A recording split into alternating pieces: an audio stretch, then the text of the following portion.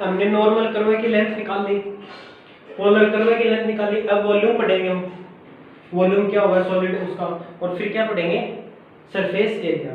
ठीक है, अब क्या आ जाएगा volume of solids of revolution.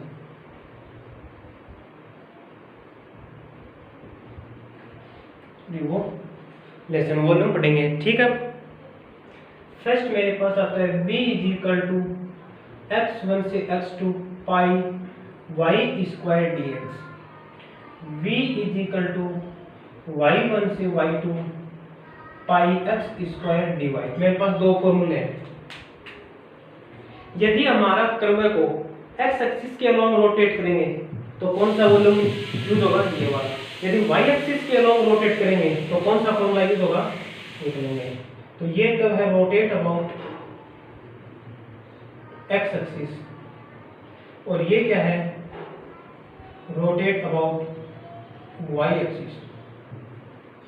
ठीक है, यदि x एक्सिस के अलोंग रोटेट करेंगे तो कौन सा फॉर्मूला यूज होगा, ये, और y एक्सिस के अलोंग रोटेट करेंगे तो कौन सा होगा, ये होगा। जैसे मैंने एग्जांपल लिया, सर्कल है x square plus y square is equal to a square, a comma 0 0 comma a। ठीक है, ये सर्कल है। मैंने बोला इसको मैं x एक्सिस के अलोंग रोटेट कर रहा हूं, तो सभी को पता है जब सर्कल होता है रोटेट करता है तो स्फीयर बनेगा। क्या बनेगा, circle is rotate appear like sphere. Sphere का वॉल्यूम क्या होता है 4/3 पाई a क्यूब, क्योंकि रेडियस कितनी यहाँ की a है। तो मैंने क्या बोला, मेरे पास सर्कल है, यदि मैं इस सर्कल को x एक्सिस के अलोंग रोटेट कराऊंगा तो मेरे को इसका वॉल्यूम पता करना है। ठीक है, तो आपको पता है कभी भी यदि सर्कल को रोटेट करवाते हैं तो स्फीयर बनता है, और स्फीयर का वॉल्यूम क्या होता है, ये होता है। मतलब मैं कहने का मतलब ये मैं ये फॉर्मूले यूज करूं तो मेरे पास क्या आना चाहिए 4/3 पाई a क्यूब। चलो करते हैं, pi v is equal to limit. अब देखो लिमिट कहां से कहां तक लूंगा मैं, एक चीज और बता दूं, कभी भी हम लिमिट लेंगे तो अपर हाफ है उसकी लेंगे, नीचे वाले से हमको कुछ नहीं लेना। यदि मान लो ये नहीं होता, ये इतना ही है, तो भी इसको रोटेट करोगे तो भी स्फीयर बनेगा। समझ गए, मतलब अब हमको 4 टाइम्स करने की जरूरत नहीं है, सिर्फ कितने टाइम्स 2 टाइम्स। समझ गए, यदि ये अब भी ये नहीं है नीचे, इसको रोटेट करेंगे तो क्या दिखेगा, स्फीयर दिखेगा। मतलब जो लोअर हाफ है हमको उससे कुछ लेना देना नहीं है, सिर्फ अपर हाफ है, लिमिट वहां से हम पता कर लेंगे। तो मैं यहां से यहां तक निकालूं 0 से a तक, तो x की लिमिट 0 से a तक 2 टाइम्स कर लूं पाई y स्क्वायर। y कितना है, y स्क्वायर की value a square minus x square dx। पाई को बाहर ले लूं, a square minus x square dx। इसका इंटीग्रेशन कर दूं 2 पाई a square x cube by 3 0 से a प्लस c 2 पाई, इसमें a रखूंगा a cube minus a cube by 3 LCM 3a cube minus a cube by 3, तो यहाँ कितना बचेगा 2a क्यूब, 2 2 जा 4 पाई a क्यूब बाई 3, ये आ गया ना फॉर्मूले से वॉल्यूम इसका। तो मैंने क्या बोला है, जब किसी सॉलिड रिवोल्यूशन मतलब रोटेट करा के उसको वॉल्यूम निकालते हैं तो सिर्फ हमको लिमिट लेनी है, जो x1 x2 y और y2 की लेनी है, तो अपर वाले की लेंगे, मतलब नीचे वाले से हमको कुछ लेना देना नहीं। क्यों, क्योंकि इस पे कोई इफेक्ट नहीं पड़ेगा। यदि मैंने इतना ही सर्कल लिया हाफ सर्कल, फिर भी इसको रोटेट कराएंगे तो क्या बनेगा, स्फीयर बनेगा। तो लिमिट हम यहाँ से यहाँ तक, कई बच्चे क्या कर देते हैं 4 टाइम्स कर देते हैं, इसमें याद रखना कितने टाइम्स कर देते हैं 4 टाइम्स कर देते हैं। तो हमको यहाँ पे 4 टाइम्स नहीं करना, आगे इसमें सिर्फ कितने टाइम्स करना है 2 टाइम्स।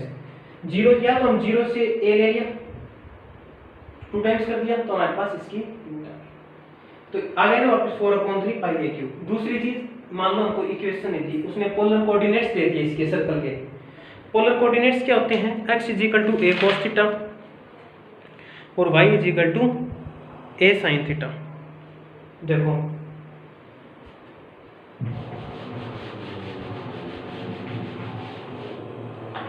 इसने क्या बोला, x = a cos theta, y = a sin theta, rotate about x axis. x axis के अलोंग रोटेट हो रहे हैं। तो आपको सभी को बताइए ये किसके कार्टेशियन कोऑर्डिनेट्स हैं? सर्कल।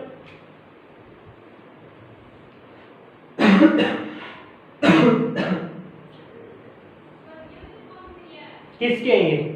सर्कल के मेरे पास। अब देखो जब हमारे ये दो फॉर्मूले थे, ये हो गए हमारे, ठीक है। अब देखो यदि हमारे पास इक्वेशन ना दे के उसकी पोलर कोऑर्डिनेट्स दे दे तो उसका फॉर्मूला क्या होता है? s = θ1 से θ2 2 पाई y² dr/dθ into dθ। आ गया समझ में? dx/dθ into dθ पाई y²। ये हमारे पास किसका फॉर्मूला होता है? जब हमको इक्वेशन है देखिए उसके पोलर कोऑर्डिनेट्स दिए गए, जैसे x = a cos theta, y = a sin theta. यहाँ पे t = 0, t = π/2, t = π। तो मैंने आपको पहले बताई थी इसको x एक्सिस के अलोंग रोटेट करा रहे हैं, तो इतने निकाल दें हम। यही तो निकाल, लिमिट अपर वाले ही तो लेंगे क्योंकि लोअर वाले को तो हमको लेना देना है नहीं, वो ही आएगा एक सेम। 2 टाइम्स कर देंगे तो कैसे निकलेगा?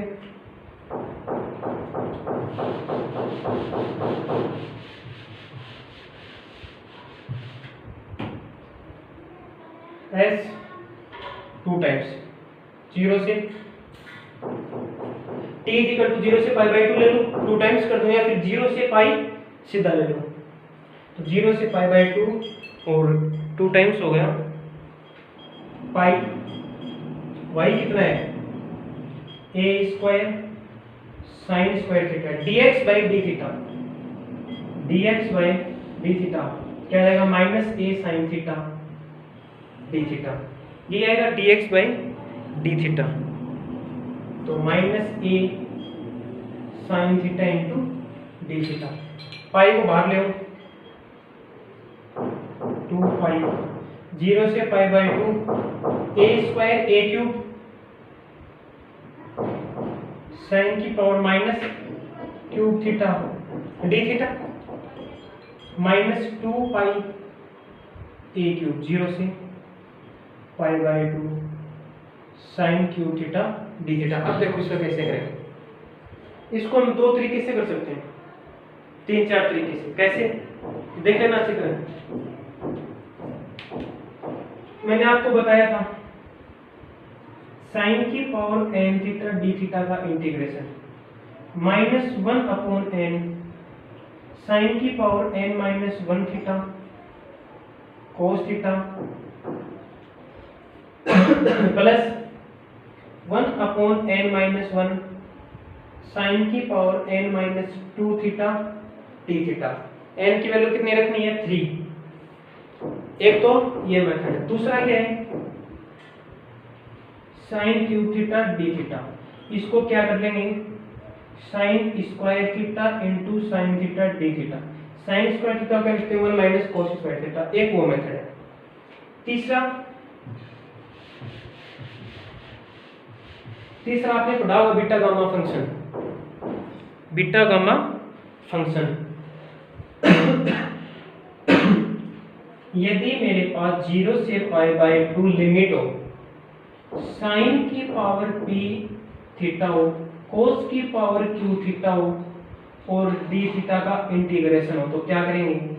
Gamma p + 1/2 gamma q + 1/2 times gamma p + q + 2/2। ये इसका क्या आएगा? इंटीग्रेशन आएगा। ठीक है। गामा 2 की वैल्यू मेरे पास 2 होती है, गामा 1 की वैल्यू मेरे पास 1 होती है, गामा 1/2 की वैल्यू मेरे पास √पाई होती है, और मतलब कुछ भी निकाल सकते हैं, ठीक है। गामा 3 की वैल्यू मेरे पास फैक्टोरियल 2 होती है, मतलब आगे ये हमारे पास आएंगे तो हमको पता चल जाएगा। गामा 2 की वैल्यू 1 होती है और गामा 1 की वैल्यू 0 होती है, ठीक है। तो ये फॉर्मूला इसमें लगाना है। अब देखो मैं क्या करूँगा, -2πa³ 0 से π/2 साइन की पावर 3 थीटा और कोस की power 0 theta into d theta. P और क्यू आ गया मेरे पास। अब देखो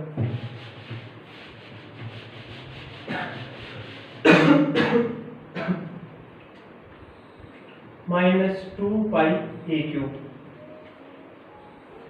p + 1/2 gamma 3/2 q + 1/2 1/2 2 into p + q 3 + 0 3 2 5 gamma 5/2, ठीक है। क्या जाएगा -2πa³ गामा 3/2 को क्या लिखूंगा 1/2 और √ में 1/2।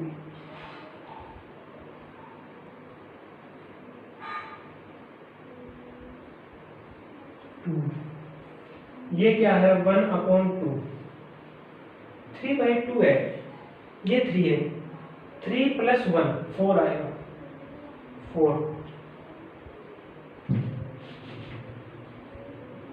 तो गामा 2 गामा 1/2 2, इसमें तोड़ते जाओ 3/2 1/2 गामा 1/2, तो 1/2 से 1/2 गया।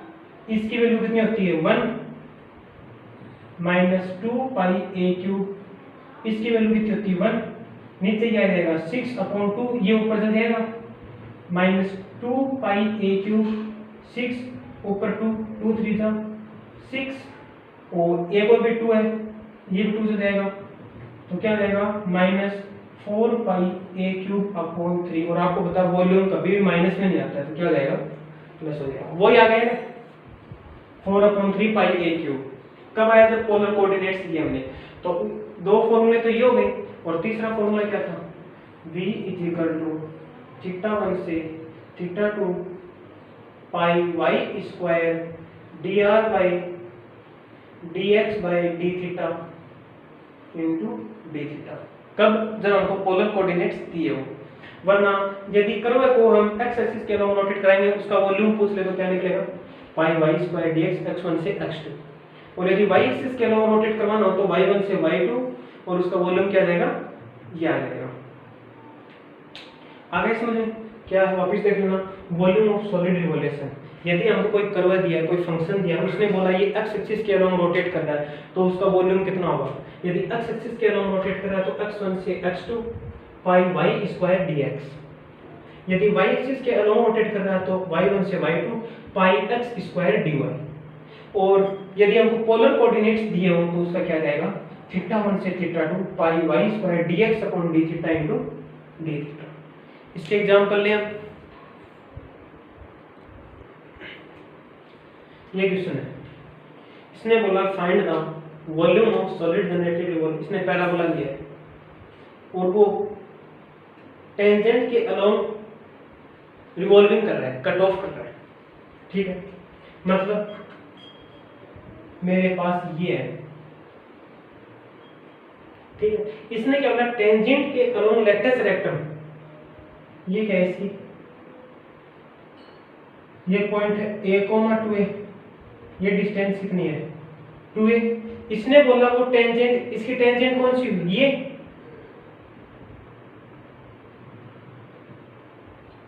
मतलब जब ये रोटेट करेगा तो कैसी शेप बनेगा, ठीक है। मेरे को क्या चाहिए वॉल्यूम,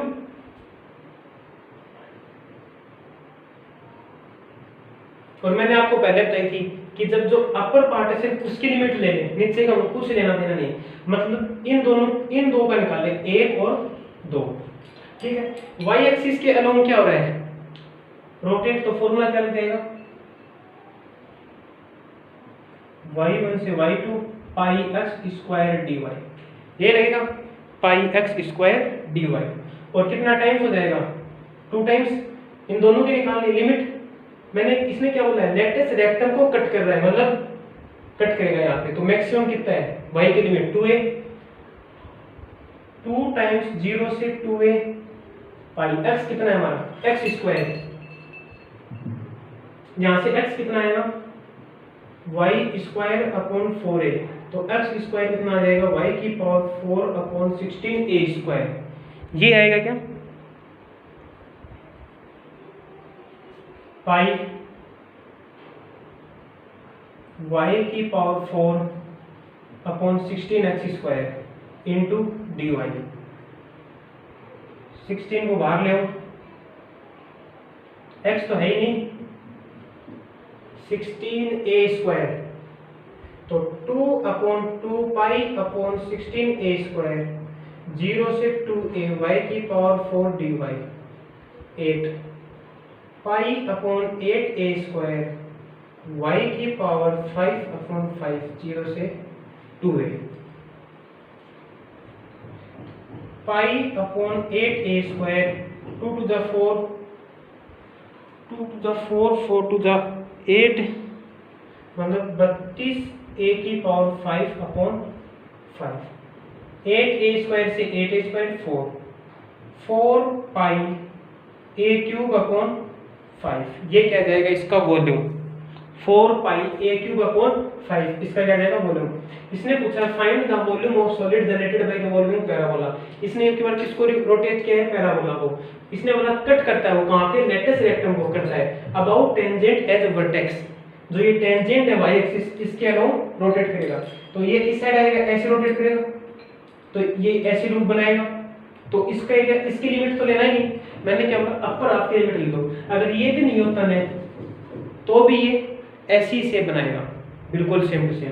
तो हमने क्या बोला अपर हाफ की लिमिट ले ली, 0 से 2a मैंने लिमिट ले लिया, और y एक्सिस के अलावा रोटेट करा, तो फॉर्मूला क्या जाएगा, क्या हो जाएगा। अब देखो ये इसका पहले ग्राफ बनाओ, लूप बनेगा, ठीक है। अब देखो यहाँ पे सभी पावर इवन नहीं है, देखो a की पावर 1 है, यहाँ पे x की पावर 2 है, y की पावर 2 है, मतलब ये सिमेट्रिक तो नहीं होगा x और y एक्सिस के अलावा, ठीक है। मैं अब देख यहाँ पे क्या है y 0 है, तो y 0 कब होगा, जब a कितना होगा a कितना होगा a, और 0, 0, मतलब ये ग्राफ बनेगा। इसको रोटेट कराना है किसके अलोंग, एक्स एक्सिस के अलोंग, करवा दिया। तो मेरे को नीचे वाले से कुछ नहीं लेना, मैं सिर्फ ये ले लूं ऊपर वाला, 0 से 2 टाइम्स करने की जरूरत नहीं है। याद रखना यहाँ पे काफी बच्चे क्या करते हैं 2 टाइम्स करते हैं, जैसे मैंने यहाँ पे 2 टाइम्स किया है, तो काफी बच्चे क्या करेंगे यहाँ पे 4 टाइम्स करेंगे, तो वो गलत आ जाएगा आपको। तो एक्स एक्सिस के अलोंग रोटेट कर रहा है, लिमिट x1 से x2 पाई x स्क्वायर dy s 0 से a पाई बाहर ले लूं, x कितना है, x स्क्वायर की वैल्यू, x स्क्वायर की वैल्यू आ जाएगी 3 पाई, y आएगा ना यहाँ y स्क्वायर की वैल्यू क्या आएगी, x इंटू एक्स माइनस ए का whole square upon 3a dy, आगे इसमें पाई 0 से a x square plus a square minus 2ax upon 3a dy, सही है इतना तो,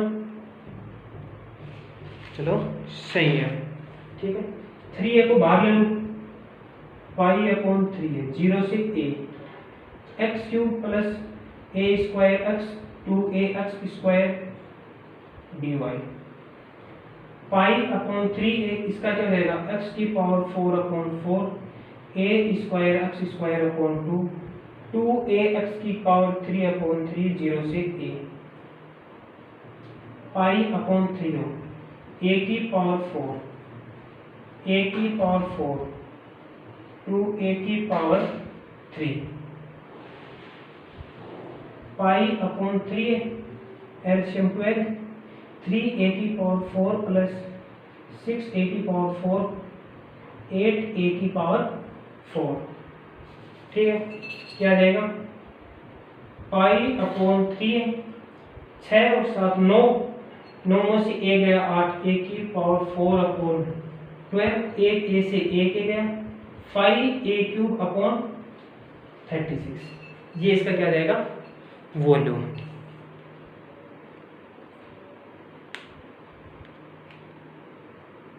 आ गया समझ में? यानी वाला find the volume solid generated by revolution of loop. अब ये लूप आप पूछ सके इस साइड क्यों नहीं, क्योंकि यहाँ पे a की पावर क्या है ओड है, y की इवन है, तो सभी इवन पावर होती हैं। वो कब होती है सिमेट्री, जब सभी वेरिएबल या कांस्टेंट इवन पावर में हो तो सिमेट्री होती है, तो ये सिमेट्री नहीं बनेगी। नीचे वाले इसी को लेने की मेरे को कोई जरूरत नहीं है, क्योंकि अब भी इसको रोटेट कराऊंगा तो भी मेरे पास स्पेयर बनेगा। समझ गए, मतलब कुछ भी बन सकता है वो लूप। क्या बनेगा वो लूप, ये बनेगा जिसका वॉल्यूम क्या है पाई अपॉन 36 a क्यूब। एक क्वेश्चन और देखते हैं,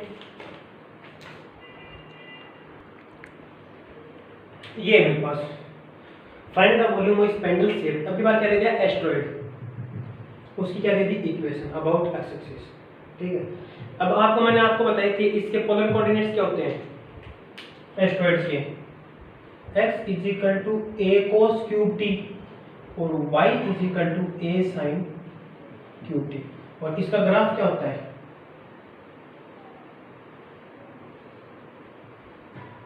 ये होता है। ठीक है, तो मैं यदि पोलर कोऑर्डिनेट्स लेके सॉल्व करता हूं तो मेरे को कौन सा फॉर्मूला लेना पड़ेगा,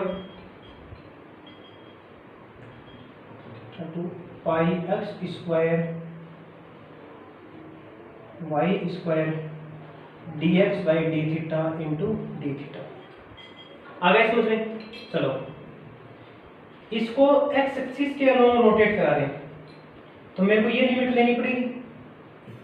मैंने कहा था नीचे वाले से कुछ लेना देना नहीं, यहाँ पे t इज इक्वल टू 0 है, यहाँ पे t is equal to pi by 2 है, या फिर मैं t is equal to pi तक लेके सोल्व कर लूँ। 2 टाइम्स दो ग्राफ है 0 से पाई बाई 2, पाई को बाहर ले लूँ, वाई स्क्वायर का है कितना है Y square A square sine की पावर क्यूब टी साइन की power 6t dx by D theta 3a cos square t और minus sine t 3a cos square t और माइनस साइन t। ये मेरे पास क्या आएगा इसका dt, अच्छा थीटा है क्या, थीटा ले लो, थीटा इंटू डी थीटा ए स्क्वायर 3a से मल्टीप्लाई करूंगा a क्यूब और 3 और आएगा 6 पाई a क्यूब 0 से पाई बाई 2 साइन की पावर 6 साइन की power 7 theta cos square theta और डी थीटा माइनस बाहर ले लो, गामा फंक्शन लगा दो, बीटा गामा फंक्शन क्या बताया था मैंने minus 6 pi a cube 7 plus 1 upon 2 4 2 plus 3 upon 2 2 into p plus q plus 1 7 और 2 7 8 9 10 11 11 बटे 2 माइनस 6 पाई ए क्यूब, इसकी वैल्यू क्या जाएगी 3 2 1, इसकी 1 अपॉन 2 गामा 1 अपॉन 2 2, इसी क्या रहेगी 7 अपॉन 2 5 अपॉन 2 3 अपॉन 2 1 अपॉन 2, तो इससे ये कैंसिल हो जाएगा, 3 से 3 गया, ठीक है 2 से 2 गया, 2 2 जा 4 7 5 जा 35 32 पाई ए क्यूब 7 × 35, 30 का 105 माइनस, आपको पता है वॉल्यूम किस में आता है, प्लस में, तो क्या हो जाएगा प्लस, ये इसका क्या रहेगा वॉल्यूम। चलो ये तो हमने इस पोलर कोऑर्डिनेट्स को यूज करके निकाला है, हम ये इससे भी निकाल सकते हैं। इसमें क्या करना है, इसमें बोला रोटेट एक्स एक्सिस, तो एक्स की लिमिट आ जाएगी, इसका ग्राफ बनाएंगे, ये बनेगा, ये a,0 है, ये भी a,0 से a हो जाएगी लिमिट एक्स की, लेकिन इसका डिफरेंशिएशन करेंगे ना तब वो हार्ड हो जाएगा, इसका डिफरेंशिएशन नहीं कर पाएंगे dx/d थीटा। इसीलिए हमने कौन सा फॉर्मूला यूज किया है, ये लिया, ठीक है, θ1 से θ2 πy² dx/d थीटा, ये हमारा हो गया वॉल्यूम। तो मैं आपको वापस रिवीजन करवा दूंगा एक बार, ठीक है। सबसे पहले हमने लेंथ का फॉर्मूला पढ़ा था, क्या था, x1 से x2 √1 प्लस d dy/dx का whole square into dx। Second हमने क्या पढ़ा था, यदि y में लिमिट हो y1 से y2 1 प्लस dx/dy का होल स्क्वायर इंटू dy। तीसरा हमने कब पढ़ा दिया, कब था, जब d1 इक्वेशन हो, यदि हमको पोलर पैरामेट्रिक या पोलर कोऑर्डिनेट्स दिए हैं तो उसका फॉर्मूला क्या हो जाएगा, θ1 से θ2 √dx/d थीटा का whole square plus dy/d theta का whole square into d theta. ये हमने लेंथ निकाली थी। फिर हमने क्या निकाला, लेंथ ऑफ पोलर कर्व, ये तो हमने नॉर्मल कर्व के लिए निकाला था। फोर्थ क्या था, लेंथ ऑफ पोलर कर्व, वो क्या थी मेरे पास, θ1 से θ2 √r² प्लस dx/d थीटा का whole square into d theta. ये मेरे पास क्या था,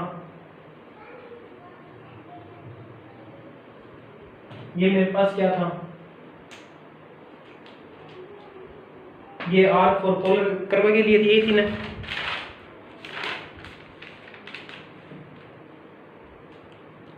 ये मेरे पास क्या है, dr हो जाएगा यहाँ पे, ये θ1 से θ2